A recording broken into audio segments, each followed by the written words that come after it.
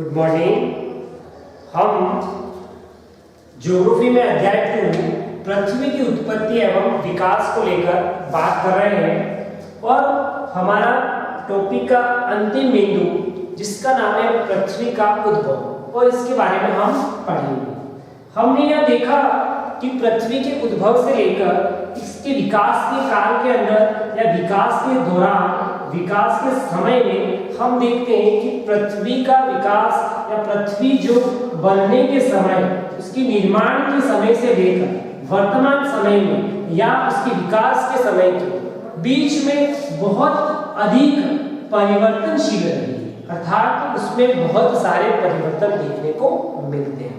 क्योंकि हम यह जानते हैं कि पृथ्वी एक आग के गोले से अर्थात सूर्य से आग के गोले जो सूर्य है उससे विघटित होकर अलग हुई थी। धीरे धीरे वह ठंडी हुई और ठंडे होने के साथ साथ उसके विकास की प्रक्रिया आरंभ होती। अब हमारे सामने बात आती है इस पृथ्वी के उद्भव में, तो हम देखते हैं कि पृथ्वी के उद्भव में हमें सबसे पहली बात जो दिखाई देती है या जो देखने को मिलती है वह यह है कि पृथ्वी की परतदार संरचना का विकास। सबसे पहली बात कि पृथ्वी में परतदार संरचना का जो विकास हुआ, जो परतें बनी, वह किस रूप में बनी, इस संरचना के विकास के पीछे किस प्रकार की जो क्रियाएं या प्रतिक्रियाएं थी उन्होंने काम किया। और हम देखते हैं कि सबसे पहले स्थल मंडल के विकास के रूप में हमें पृथ्वी के उद्भव के रूप में हम देखेंगे तो स्थल मंडल का विकास। स्थल मंडल अर्थात हम जो भूभाग जहां पर हम निवास कर रहे हैं या वह पृथ्वी का भाग जिस पर जल भाग भी है और स्थल भाग भी है, इस दोनों ही भागों को स्थल मंडल के रूप में देखेंगे। और यहाँ पर हम देखते हैं कि सबसे पहले प्रारंभिक अवस्था में हम देखते हैं कि जो ग्रहाणु थे अर्थात ग्रह अणु यानी ग्रह के छोटे छोटे अणु और जो खगोलीय पिंड थे अर्थात जो ब्रह्मांड में अन्य ग्रह के छोटे छोटे पिंड थे, उन दोनों को अगर एक समान देखा जाए तो उन दोनों में एक समान घने होने का अर्थात सघन रूप पाया गया। और इससे क्या होता है, हम देखते हैं सघन रूपों में हम देखते हैं कि अलग अलग रूपों में जो पदार्थ थे उनमें जो हल्के पदार्थ थे और साथ ही साथ इन पदार्थों में जो हल्के पदार्थ थे वो तो क्या होते हैं, तापमान की अधिकता के कारण हल्के पदार्थ व भारी पदार्थ दोनों में अंतर आ जाता है।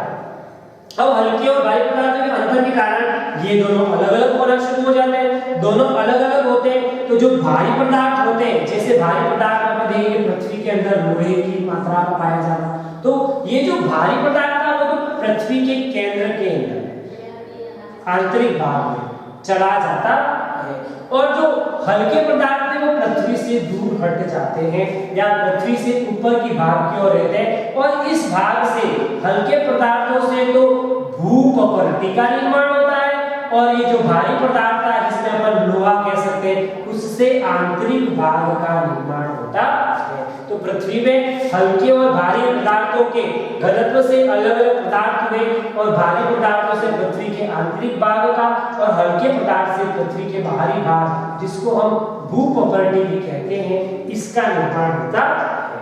और हम इस क्रिया को ध्यान रखें, यहाँ पे प्रश्न बनेगा कि पृथ्वी के स्थलमंडल के विकास के अंदर एक बात ये ध्यान रखनी है कि जब खगोलीय पिंड या ग्रहाणुओं के जो पदार्थ हल्के व भारी थे और तापमान के कारण इन हल्के और भारी पदार्थों के अलग होने की प्रक्रिया को विभेदन की क्रिया कहते हैं। ये ध्यान कि पृथ्वी के निर्माण की बात करें तो आप देखें कि ब्रह्मांड के अंदर ग्रहाणु और खगोलीय पिंड जो घने रूप में थे और तापमान के कारण ये जो घने रूप के जो पिंड थे उनमें जो हल्के व भारी पदार्थों के अलग होने की प्रक्रिया का जो कार्य हुआ या अलग होने की जो प्रक्रिया हुई उसे हम विभेदन की क्रिया कहेंगे। तो यहाँ पर यह भी प्रश्न ध्यान में रखें कि स्थल मंडल का विकास कौन सी क्रिया के द्वारा या कौन सी प्रतिक्रिया के द्वारा हुआ।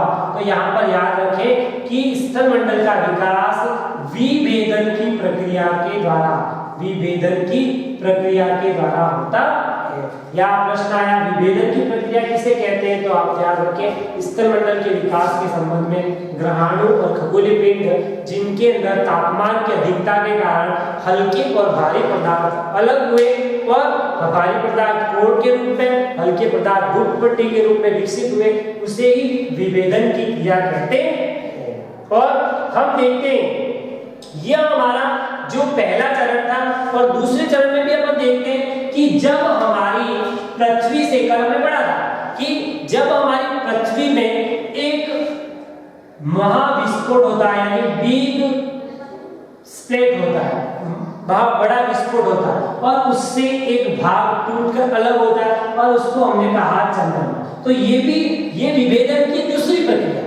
दूसरे चरण में जब विभेदन होता है, अलग होने की प्रक्रिया होती है, तो अपन देखते हैं चंद्रमा का निर्माण होता है और चंद्रमा के निर्माण के समय पृथ्वी का तापमान क्या हो जाता है, पुनः बढ़ जाता है और इसके कारण क्या होता है कि अनेक परतों में जब पृथ्वी से चंद्रमा के निर्माण के समय पृथ्वी का तापमान एक बार पुनः बढ़ जाता है, तो ऐसी स्थिति में क्या होता है, अनेक परतों में पदार्थों का अलग अलग होना और जिससे धरातल से क्रोड़ तक, इस धरातल से क्रोड़ तक ये अलग अलग पदार्थ अलग अलग परतों में क्या हो जाते हैं, जमा हो जाते हैं और जिन्हें हम प्रॉपर्टी बाह्य कोण, ये प्रॉपर्टी हो गई। इसके बाद दूसरा अपन बाह्य कोण, इसको बोलते हैं आंतरिक कोण और इस प्रकार से बाह्य कोण, आंतरिक कोण, बाहरी कोण, इस प्रकार की अलग अलग परतों के रूपों में हम स्थलमंडल का विकास देखते हैं।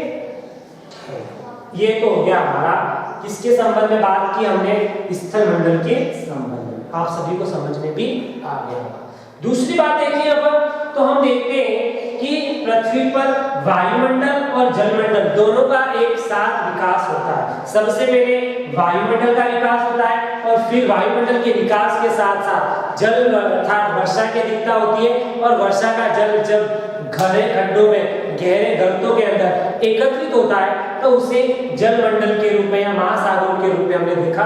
तो इसकी प्रक्रिया किस प्रकार से होती है, तो अपन देखते हैं कि जब पृथ्वी के उद्भव के समय हम देखें तो वायुमंडल अर्थात वायुमंडल बहुत विरल अवस्था में था, अर्थात अनंत तक फैला हुआ था, इसकी कोई सीमा नहीं थी। और इसमें हम देखें कि वायुमंडल के, पृथ्वी के वायुमंडल के निर्माण में नाइट्रोजन और ऑक्सीजन का योगदान रहता है, परंतु साथ ही साथ हमें यह भी देखना है कि इस वायुमंडल और जलमंडल के विकास को लेकर हमारे सामने तीन प्रकार की अवस्थाएं आती है। वह तीन प्रकार की अवस्थाएं कौन कौन सी हैं, तो पहली अवस्था में देखेंगे कि हम हाइड्रोजन व हीलियम की अधिकता, प्रारंभिक अवस्था में पृथ्वी के अंदर हीलियम और हाइड्रोजन की अधिकता थी और इस अधिकता के कारण फिर क्या बात हो रही है, दूसरी बात देखिए कि जब सौर पवन चली यानी सूर्य की पवनों के कारण ये जो गैसें थी हाइड्रोजन और हीलियम, ये पृथ्वी से दूर हो जाती है। ध्यान रखना कि हाइड्रोजन और हीलियम जो वायुमंडल के अंदर थी, परंतु सौर पवनों के कारण इन गैसों का क्या हो जाता है, पृथ्वी से दूर हटने की प्रक्रिया होती है। और ऐसा सिर्फ पृथ्वी में ही नहीं होता, ऐसी प्रक्रिया सौर पवनों से ये गैसें सिर्फ पृथ्वी से ही दूर नहीं हटती, बल्कि जितने भी पार्थिव ग्रह हैं अर्थात सूर्य से पास के जो चारों ग्रह बुध, शुक्र, पृथ्वी और मंगल, इन चारों ग्रहों में अर्थात पार्थिव ग्रहों में सौर पवनों के कारण हीलियम और हाइड्रोजन जो अधिक मात्रा में थी वह दूर हो जाती है। दूसरी अवस्था में हम क्या देखते हैं कि पृथ्वी जब धीरे धीरे समय के साथ ठंडी होती है और इसमें दो प्रकार के विभेदन होते हैं। एक विभेदन प्रथम रूप में, इस रूप में ग्रहाणु और खगोलीय पिंड के तापमान के बढ़ने से पदार्थों के अलग अलग होने पर, और दूसरा जो विभेदन होता है वह पृथ्वी से चंद्रमा के निर्माण होता है, निर्माण के समय होता है। तो इस प्रकार के विभेदन से पृथ्वी के आंतरिक भाग से भी क्या होती है, ज्वालामुखी क्रियाओं के द्वारा भी आंतरिक भाग से भी बहुत सारी गैसें और जल वाष्प का क्या होता है, उत्सर्जन होता है। और इस प्रकार के जल वाष्प के उत्सर्जन को ही हम गैस उत्सर्जन भी कहते हैं। और इसके अंदर जल वाष्प के रूप में जल वाष्प निकली, नाइट्रोजन निकला, कार्बन डाइऑक्साइड निकली, मीथेन निकली, अमोनिया निकली। ये सारी गैसें तो अधिक मात्रा में निकली। तो यहाँ ध्यान रखना कि पृथ्वी के विभेदन के साथ और पृथ्वी के ठंडा होने से पृथ्वी के अंदर से जो अधिक मात्रा में जो गैस उत्सर्जन हुई उनमें कौन सी थी? तो अधिक मात्रा में जल वाष्प, नाइट्रोजन, कार्बन डाइऑक्साइड, मीथेन और अमोनिया।